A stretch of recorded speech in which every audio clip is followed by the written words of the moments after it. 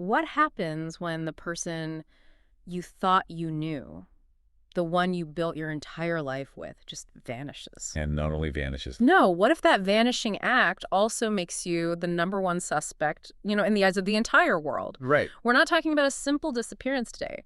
We are taking the most influential sources and research to do a proper deep dive into the absolute cultural event that was Gillian Flynn's 2012 thriller Gone Girl. It was huge. Our mission here is to take this stack of analysis, all the reviews, the psychological breakdowns, the structural dissections, and give you the ultimate shortcut to understanding why this book didn't just top bestseller lists. No, it did more than that. It permanently redefined a genre. We're going to unpack its wicked structure, its chilling psychological core, and why it became the undisputed king of what we now call domestic noir. It's the perfect subject for this because the mechanics of the story are, well, they're as calculated as Amy Dunn herself.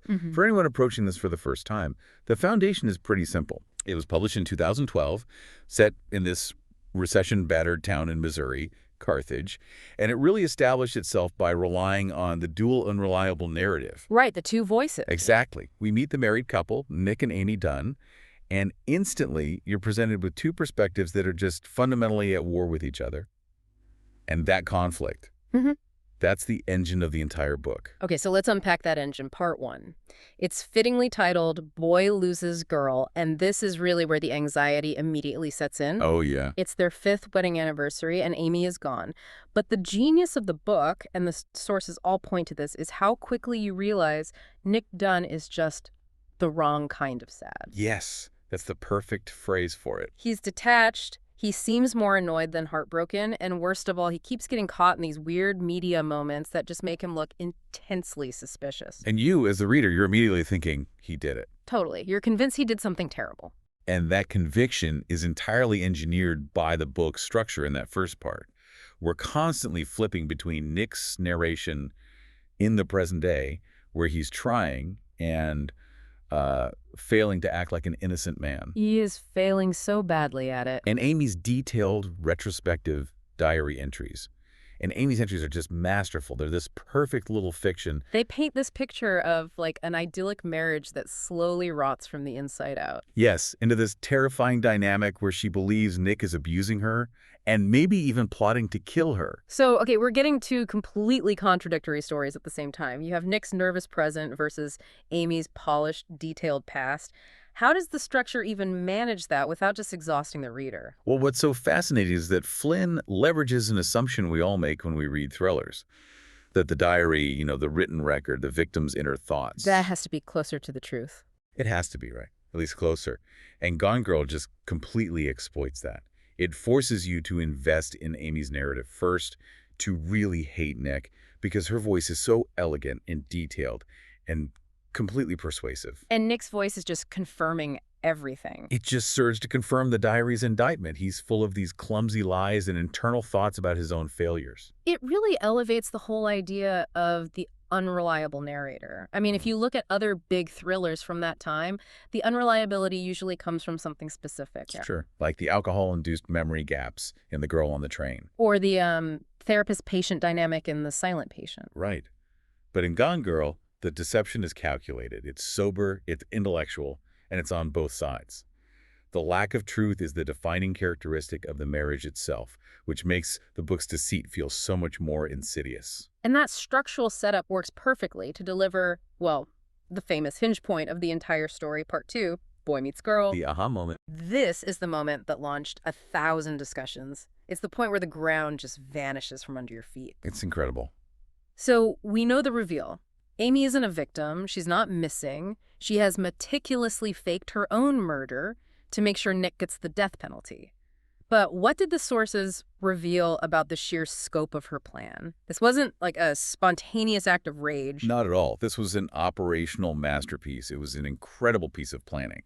The sources make it so clear that Amy's scheme involved, everything from disposable cash and multiple fake IDs to planting false evidence. False evidence trails. Setting up a detailed crime scene using blood she had literally banked over time. That's the part that always gets me. The blood. The fact that she literally bled for this revenge plot just shows her dedication.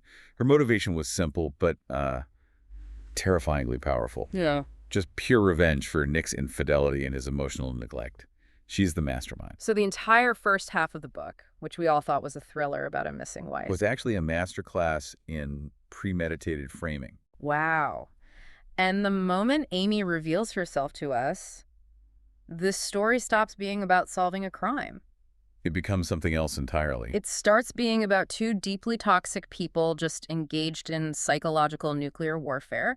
We see Nick discover the truth about her scheme, and crucially, instead of running to the police, he pivots. He starts manipulating public perception. Exactly. He tries to outsmart her. He uses the media against her to create a scenario where she would feel compelled to come back. He's basically saying, if you want to play a game of manipulation, Amy, I can play it better. And that is the real turning point, because it forces you, the reader, to confront something pretty uncomfortable. It raises this important question. What kind of story allows the quote-unquote victim and the accused to just trade roles and both become these calculated manipulators? Right. Part 2 confirms that Nick isn't evil in the same way Amy is. No, but he is certainly a deeply flawed and opportunistic man who understands, just like Amy does, that the key to survival is controlling the narrative. He's now playing a defensive, reactive game against her offensive, premeditated one.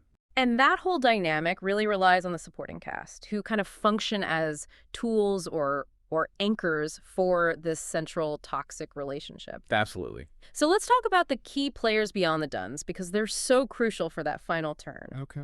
Obviously, we have Amy, the brilliant, terrifying, manipulative mastermind, and Nick, the flawed, emotionally weak, but ultimately reactive husband.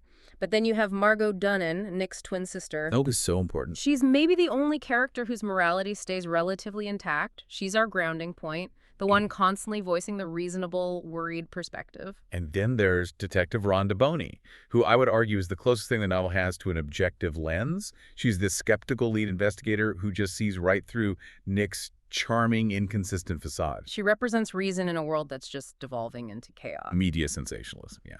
And finally, you have Desi Collins. Oh, Desi. Amy's wealthy, controlling, and deeply obsessive ex-boyfriend. He is the ultimate tool in her plan. A resource she uses, exploits, and then ultimately sacrifices to provide a convincing exit strategy. And all of these pieces lead us to the final, chilling act, part 3. Boy gets girl back, except this is not a happy reunion. Not even close. The sources all frame this as the ultimate entrapment. It's absolutely entrapment. Amy returns, she's battered, and she claims she was kidnapped and raped by Desi, whom she then murders in a gruesome act of self-defense. And Nick knows every single word is a lie, a complete fabrication built on Desi's corpse. But he can't prove it. He can't. The public has already swallowed the whole sensationalized tale of the heroic, traumatized victim returning home. And then comes the final nail in Nick's coffin. The pregnancy. The pregnancy. It's the ultimate narrative lock. Amy reveals she manipulated Nick into impregnating her, making sure he's bound to her permanently, not just by a shared secret, but by a legal and biological responsibility. So if we look at the bigger picture, the novel ends with no justice, no resolution, no moral clarity. It just ends with this profound, suffocating sense of entrapment, two people locked in a mutually destructive existence. And that ambiguity is what makes it the standard bearer for domestic noir, where the threat, it comes from inside the house. Okay, so now we get to the core of this deep dive, the thematic complexity that really elevates Gone Girl beyond just a thriller.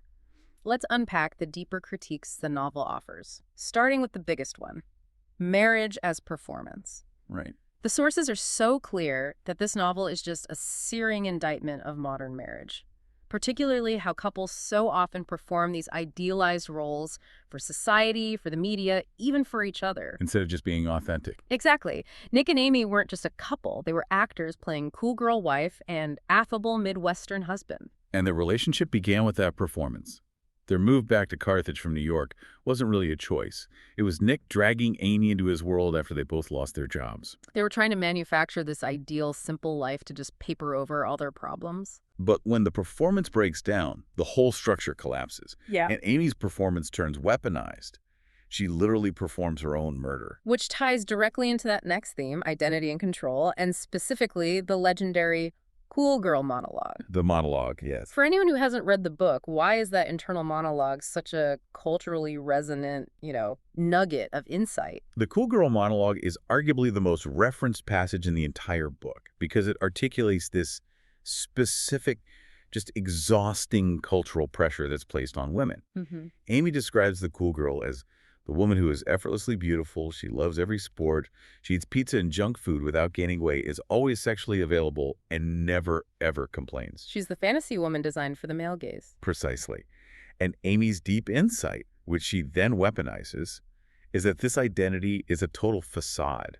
It's a painstaking performance for male approval. And when Nick stops appreciating her performance... When he gets complacent and finds a simpler mistress. Exactly. Amy just discards the persona. The monologue essentially becomes her declaration of war against the expectation that women have to mold themselves into these palatable, low-maintenance fantasies. She shows that identity, when it's built on a lie, can be used as the ultimate tool of control and destruction. It is the ultimate mic drop on modern dating tropes. But this performance, it only works because of the next major theme, media manipulation. Oh, for sure. The story doesn't happen in a vacuum. The media is arguably the most powerful character in the novel. I would agree with that. The novel is constantly critiquing how public perception is shaped by sensationalism and emotion, completely divorcing itself from truth or facts. The first images of Nick, the missing wife flyers, the news coverage, it all creates a trial by media. Absolutely. The media creates two very specific narratives. The amazing Amy narrative of the missing perfect wife and the shifty Nick narrative of the detached, likely guilty husband. This taps directly into what's often called the missing white woman syndrome, where a disappearance gets disproportionate attention based on the victim's perceived innocence and attractiveness. And Amy expertly crafts her disappearance to maximize that effect. She understands the public wants a simple story, a beautiful victim and a monstrous husband. So when she returns, her story of being held captive by a controlling, dark ex-boyfriend is immediately accepted because it's a more satisfying narrative arc for the news cycle than the truth. Which is that the perfect wife is a brilliant sociopath. The book shows that the most believable, emotionally compelling story is the truth, regardless of what actually happened. And that links everything back together to the constant theme of unreliable narration. Because Nick and Amy are both pathological liars, the lack of an objective narrator means the reader is just constantly disoriented. That disorientation is the whole point. The novel is really a meta-commentary on storytelling itself. It suggests that even in a close, intimate relationship, it's impossible to truly know the other person. Or even yourself. Or even yourself. You only know the story they choose to tell. By the end, the source material argues that the truth is simply unknowable. All we have left are compelling narratives, and the most dangerous ones are the ones we tell ourselves. And that structural and psychological intensity is why Gone Girl still stands out a decade later. It wasn't just a fun read, it was a cultural interrogation. The narrative innovation of those dual, unreliable perspectives redefined what a thriller could do. And its success was immediately amplified by its cultural impact. The source is concerned the novel sparked serious, widespread debates about gender roles, the pressure on women to be perfect, male entitlement, and how psychological abuse can be just as destructive as physical violence. It really held a mirror up to, well, contemporary marriage and the superficiality of social media, even before social media was totally everywhere. And the lasting power of those themes is why the 2014 film adaptation, directed by David Fincher, was so critically acclaimed. The visual medium, with Rosamund Pike's chilling portrayal of Amy, perfectly captured the novel's paranoia and moral ambiguity. The themes just translated flawlessly. So as we wrap up this deep dive, we've tracked how Gone Girl used its innovative structure, that part 1, 2, and 3 framing, to mask this devastating critique of modern intimacy, media hysteria, and the intense pressure to maintain a facade. It really forces us to examine the difference between the roles we play and who we actually are. And it leaves us with the unsettling realization that for Amy and Nick, survival means perpetually lying. Their happily ever after is just another final shared performance. And that leaves us with a provocative thought for you to mull over. If Amy successfully convinced the entire world she was kidnapped and successfully trapped Nick into staying through the pregnancy and the shared lie, the question becomes, how much of a relationship's truth, especially as it's presented to the public, is simply the most strategically compelling story told, rather than the raw, messy, and often mutually destructive realities shared between two people behind closed doors?